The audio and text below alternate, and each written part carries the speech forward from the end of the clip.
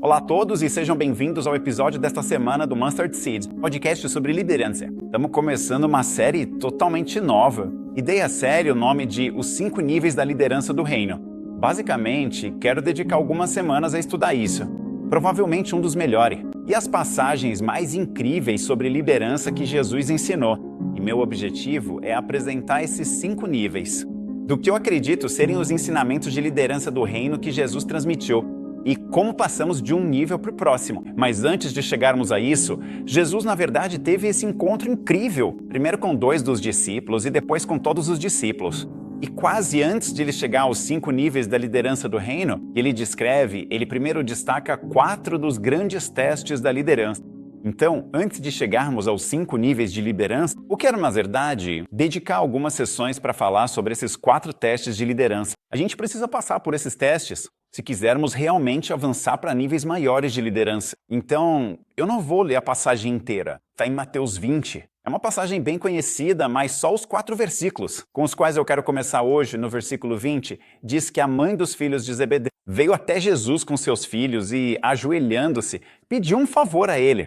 O que você quer? Jesus perguntou e ela disse, concede que um destes meus 2 filhos se sente à tua direita e o outro à tua esquerda no teu reino.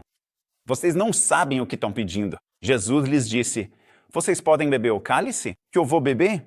Podemos, responderam eles. Jesus lhes disse, de fato vocês beberão do meu cálice, mas sentar-se à minha direita ou à minha esquerda não cabe a mim conceder. Esses lugares pertencem àqueles para quem foram preparados por meu Pai.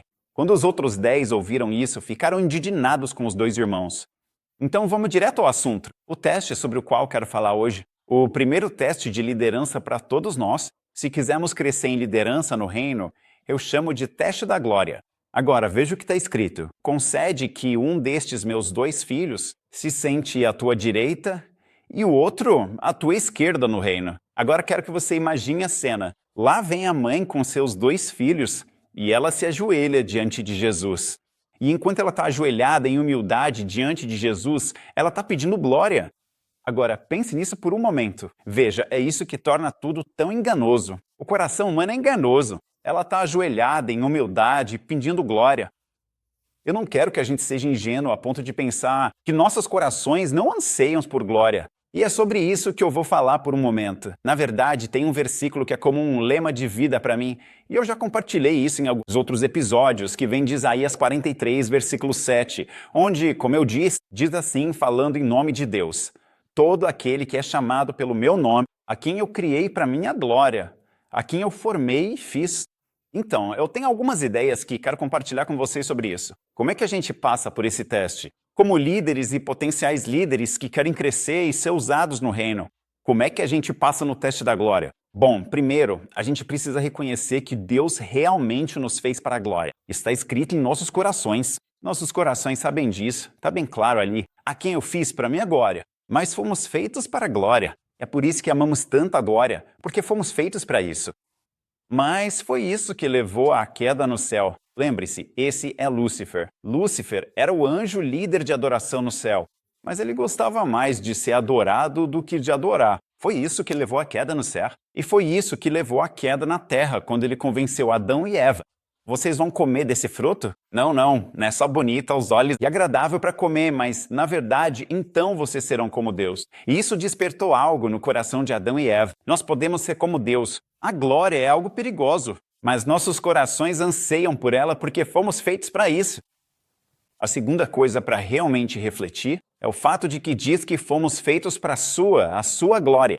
Agora, mais uma vez, já falei sobre isso antes, mas para mim, esse foi um momento de revelação tão grande para entender a diferença entre ser um refletor de glória e um absorvedor de glória. Fomos criados para a glória, mas fomos criados para a glória dele. Em outras palavras, fomos criados para refletir a glória de Deus. Isso não é absorver. Absorver a glória significa que a tomamos como se fosse nossa. Acreditamos que possuímos essa glória. Essa glória é nossa. É isso que torna a glória tão perigosa. O próprio propósito de nossas vidas é maximizar o reflexo da presença de Deus. Glória na terra. Essa é uma das orações mais incríveis que acredito que Jesus já fez. E agora fico perplexo ao pensar nisso em João 17, versículo 1. Depois, Jesus disse isso, olhou para o céu e orou. Pai, chegou a hora. glorifica o teu filho, para que o teu filho te glorifique. Não é incrível? Ele realmente orou: Senhor, derrama a glória sobre mim para que eu possa te glorificar. E foi isso que o Pai fez. Aqui vai outro exemplo. Em 2 Pedro 1,17, diz que ele, Jesus, recebeu honra e glória de Deus Pai quando a voz veio até ele, vinda da glória majestosa, dizendo: Este é o meu Filho amado, nele me agrabo. Então foi isso que Deus fez. Deus quis derramar glória sobre Jesus, porque ele sabia que Jesus refletiria essa glória de volta para ele. E eu estou convencido de que esse é o desejo de Deus para as nossas vidas. Deus quer glorificar seus filhos e filhas, se eles souberem como refletir essa glória de volta para Ele. Então, a terceira coisa para refletirmos juntos é reconhecer o perigo de absorver a glória. Na verdade, eu estou orando por você e por mim, para que tenhamos quase um senso de como um momento santo de temor quando percebemos o perigo de roubar a glória de Deus, em vez de refletir a glória que pertence a Deus. E quando absorvemos a glória, na verdade estamos roubando a de Deus, o que torna tão perigoso quando tomamos a glória, mesmo que secretamente. Em vez de refletir de volta para Deus, nossos corações simplesmente não conseguem absorvê-la. Assim que um coração humano, mesmo desejando a glória, se tomarmos essa glória, isso destrói nossas verdadeiras motivações na vida. Isso destrói nossos relacionamentos, destrói tudo, assim como aconteceu no céu. Assim como aconteceu na terra com a queda, é isso que acontece quando nossos corações humanos tentam roubar a glória dele. O que me leva, por fim, enquanto refletimos, a perguntar: como lidamos com isso? Bem, devemos lidar com isso da mesma forma que João Batista lidou. Aquele versículo famoso em João capítulo 3, versículo 30,